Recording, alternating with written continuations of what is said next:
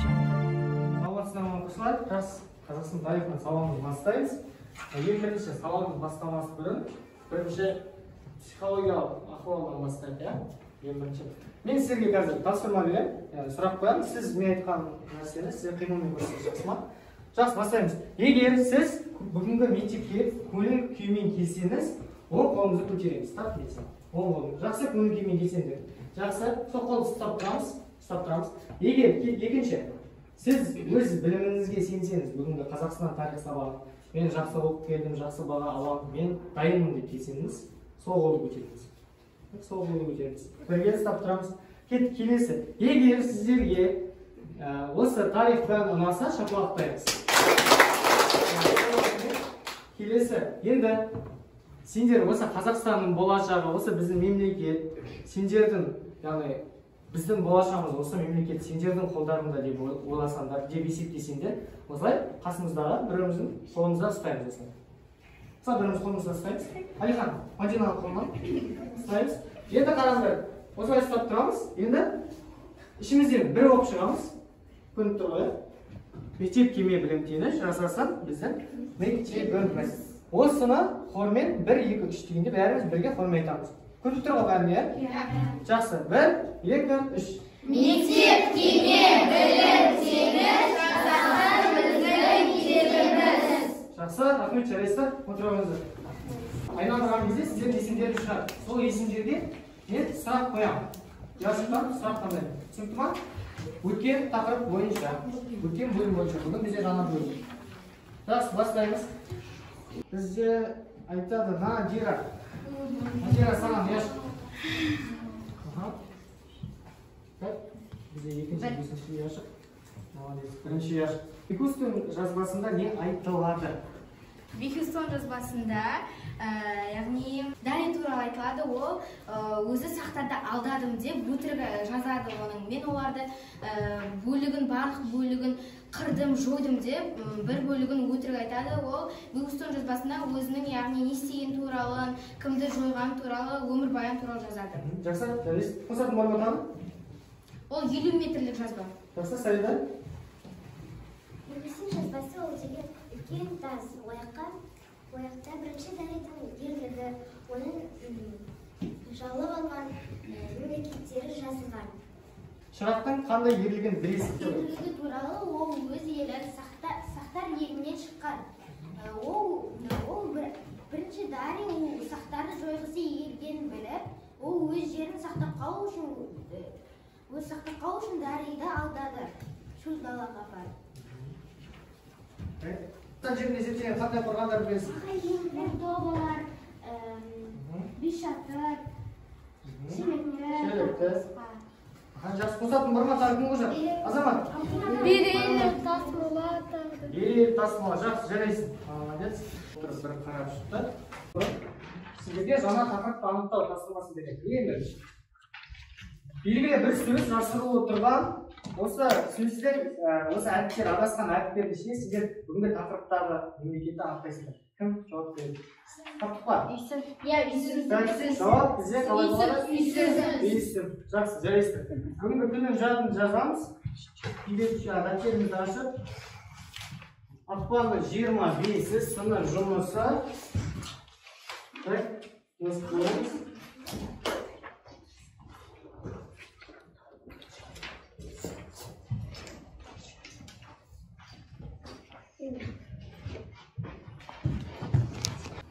Жас болса қарайық, бізде тақырып, біздегі есімдер туралы жазба деректері. Бүгін біздегі жаңа бөлім, жаңа тақырып. Жалпы бүгінгі біздің сабақтың негізгі мақсаты осы үйсін мемлекеттік бірлестігінің негізгі қалай құрылғанын анықтау болып табылады. Ең маңызды сабақтың мақсаты. Біз сабақтың соңында сол мақсатқа жетеміз. Және осы үйсіннің қоғамын бүгін жалпы қысқаша сипаттап шығамыз. Жақсы, оқушылар, бізде негізгі үйсіндер ерте кезде ең ірі мемлекет болған деп айтамыз. Және де осы сақтардың арасынан шыққан ең ірі мемлекет дейміз. Жалпы үйсіндер туралы ең бірінші деректер біздерде біздің заманымызға дейін 2-ші ғасырдың соңында Қытай елшіліктерінің арасында осы тарала бастаған деп айтамыз. Және де осы үйсін мемлекетінің ең негізгі билеушісі бізде Гунмо деп аталады.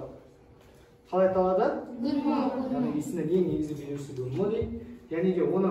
Және де осы тарихта айтады, осы үйсіннің билеушісі осы Гунмо Қытайдың ханшасына құда түседі, яғни әкесіне барып, сол кезде айтады, Қытайдың еліне барып, біздің заманымызға дейінгі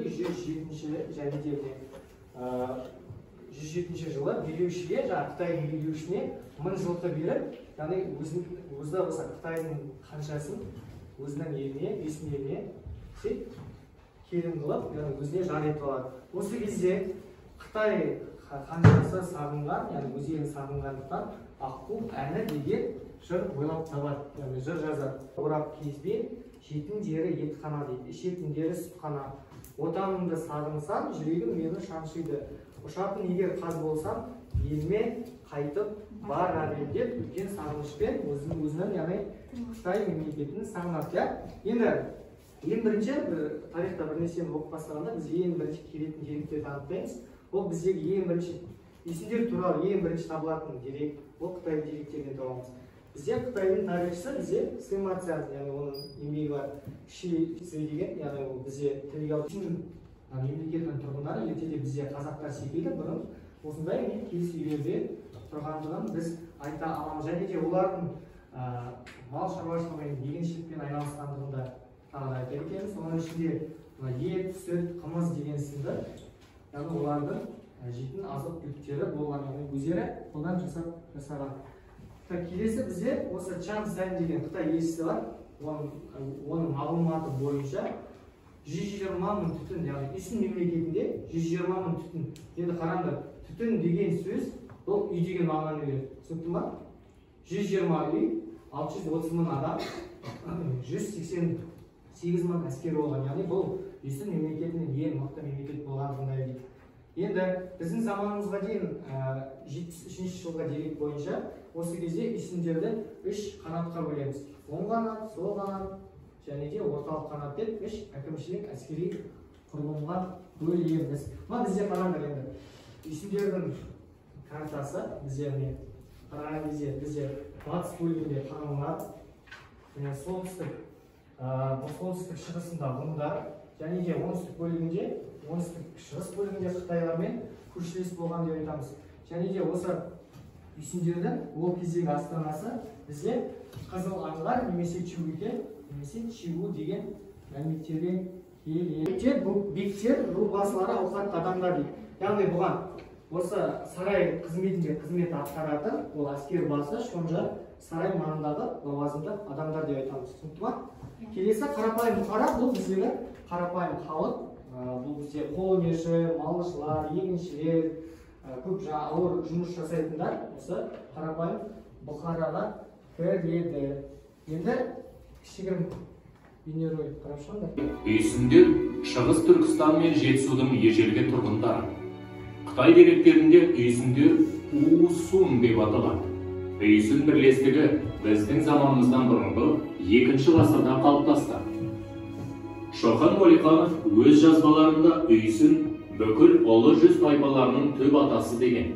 Үйсіндер жайлы негізгі деректерді Қытай тарихшысы Сыма Цзянь қалдырған.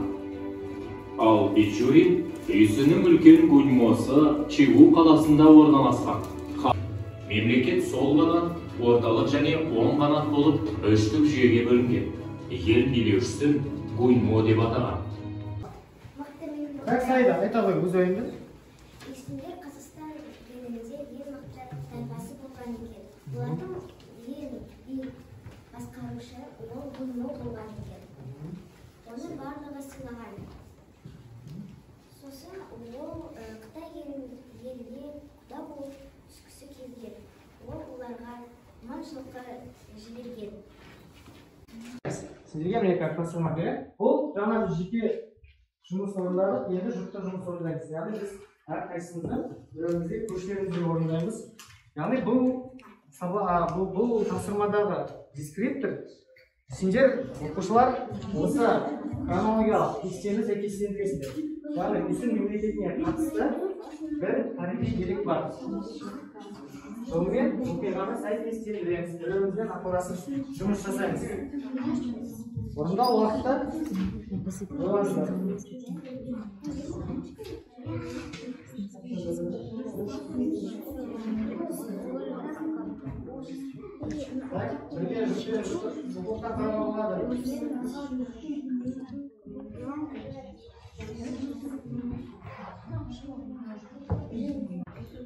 Үшінші ғасыр жетісудың бір бөлігінде үйсін тайпалары былай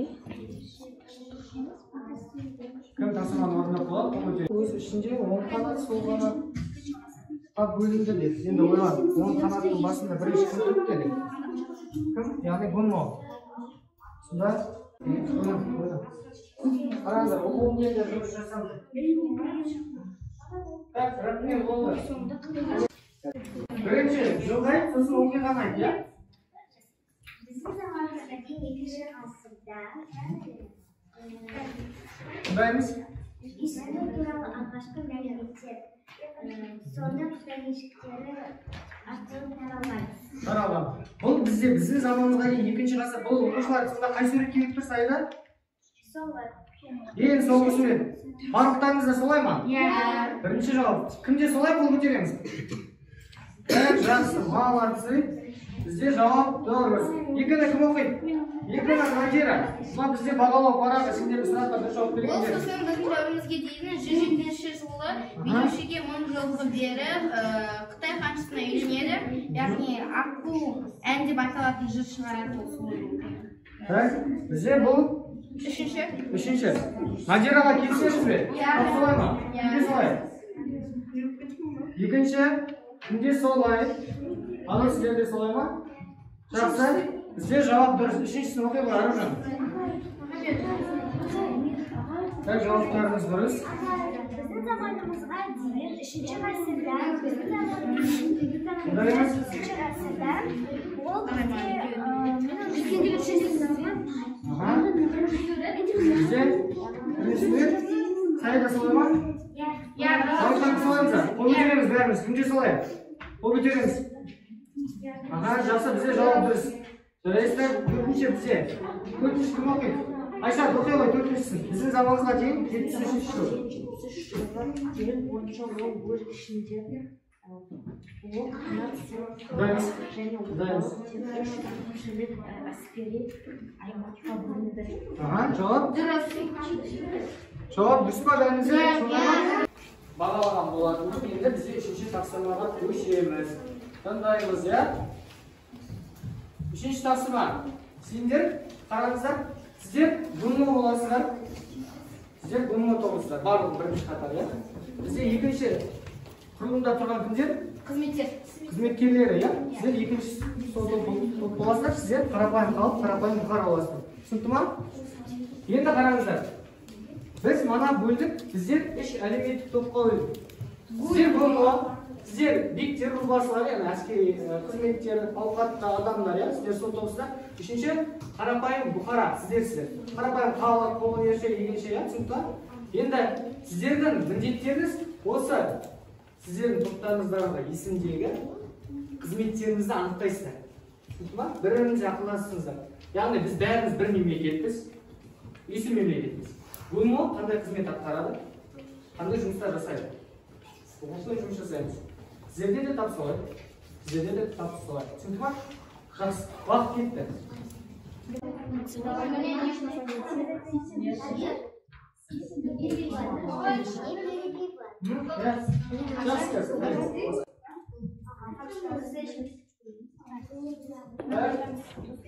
Пролетаем как сейчас.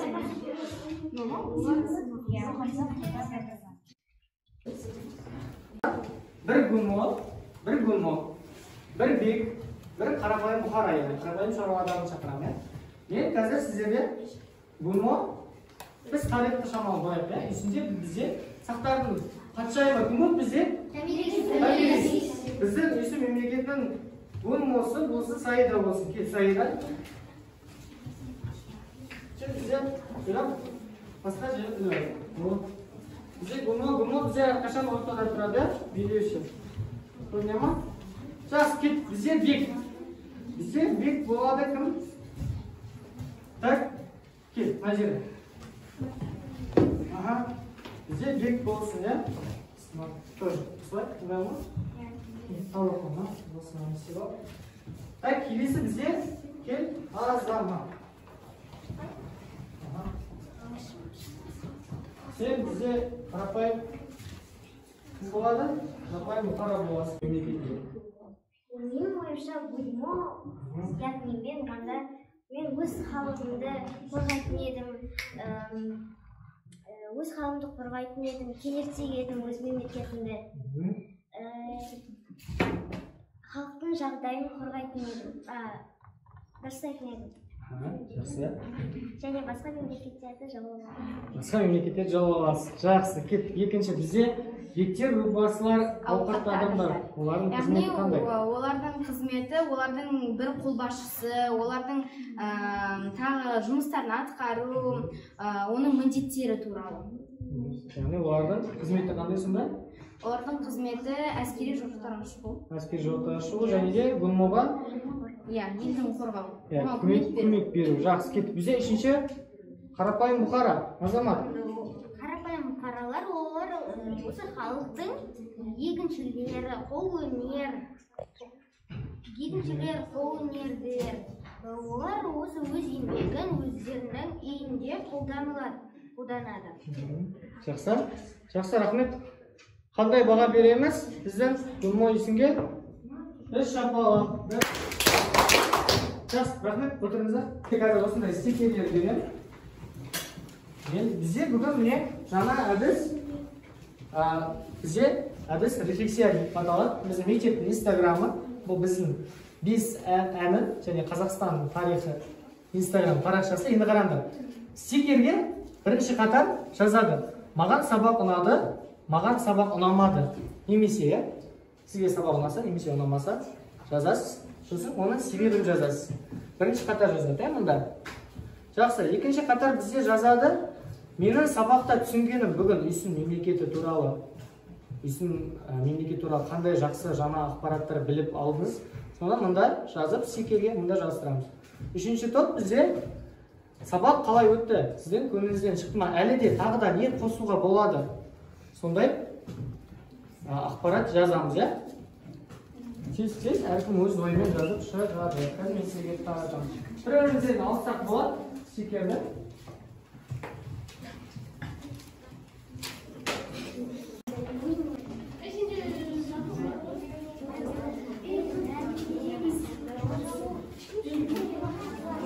Так, жазамыз.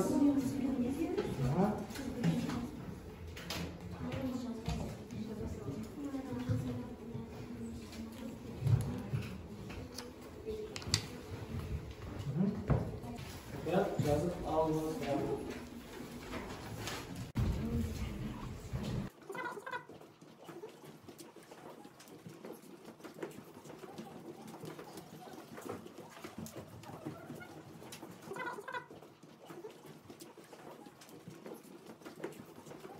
Күндерімізді ашамыз бәріміз. Күндерімізді ашып, бүгінгі сіздердің үй тапсырмасы. Жалпы бүгінгі тақырыпты мұқият оқып келеміз, келесі сабақта сіздерге сол тақырып бойынша жан-жақты сұрайтын боламын. Бүгінгі тақырып түсінікті болды деп ойлаймын. Келесі сабақта үй жұмысын мұқият міндетті түрде сұрайық. Мұқият бәріміз дайындалып келеміз. Бүгінгі сабақ аяқталды. Рахмет, сау болыңыздар.